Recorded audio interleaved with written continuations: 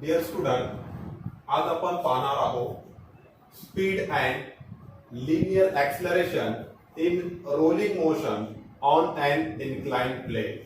आपण आधीच्या व्हिडिओमध्ये रोलिंग मोशन ची आपण कायनेटिक एनर्जी पाहिलेली आहे. आता we have to derive the speed and linear acceleration of a body while performing the rolling motion on an inclined plane. Now consider this is your body having mass m and radius r. Consider a body of mass m and radius r. This body rolled down on an inclined plane, and theta be the inclination from height h. Theta be the inclination from height h. Now we know that initially body is at rest. आपल्याला माहित आहे की एक body आहे, बॉडीचा मास m आहे, capital R बॉडीची radius आहे आणि ही बॉडी इन्क्लाइन प्लेन वर जी आहे रोल होत आहे आणि इन्क्लाइनेशन जे आहे हाइट पासून इन्क्लाइनेशन बॉडीचा किती आहे h. h पासून इन्क्लाइनेशन थीटा इन्क्लाइनेशन आहे. बॉडी स्टार्ट कुठून होत आहे, इनिशियल वेलोसिटी 0 पासून स्टार्ट होईल and as the body roll down, जसं बॉडी रोल डाऊन होईल its potential energy decreases and it's kinetic energy increases. कारण ज्यावेळेस इनिशियली रेस्ट मध्ये होती आणि ज्यावेळेस मोशन मध्ये येईल तर त्याची पोटेन्शियल एनर्जी कमी होईल आणि कायनेटिक एनर्जी इन्क्रीज होईल. म्हणजे जेवढी पोटेन्शियल एनर्जी लॉस होईल किंवा डिक्रीज होईल तेवढीच कायनेटिक एनर्जी इन्क्रीज होईल. Means loss in potential energy is equal to gain in kinetic energy. आपल्याला माहित आहे potential energy, now potential energy, loss in potential energy is equal to gain in kinetic energy. Gain in kinetic energy.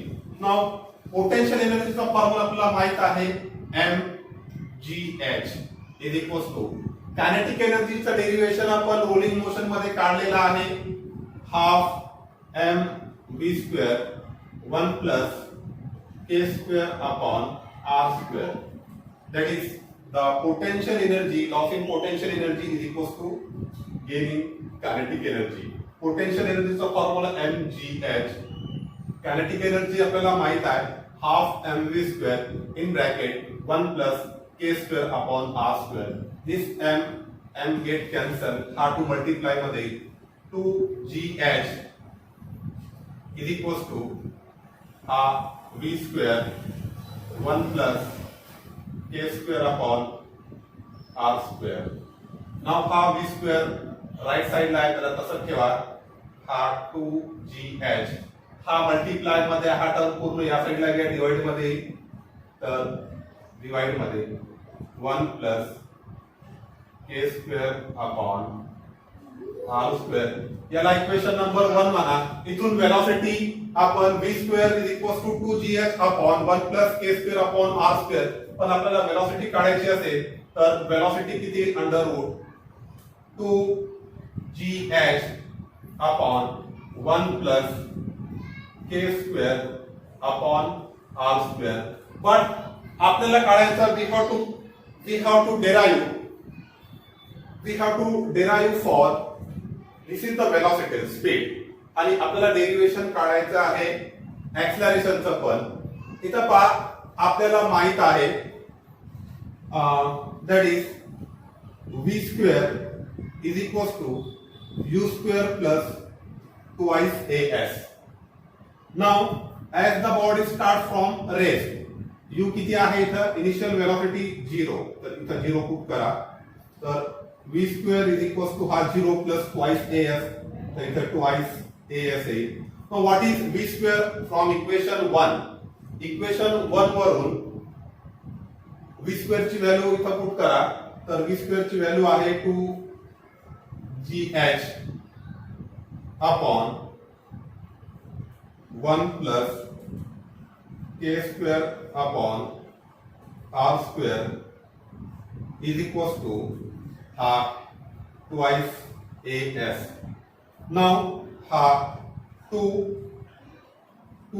Gate cancel. इथून आपल्याला we have to calculate the acceleration आणि आपल्याला acceleration काढता येईल.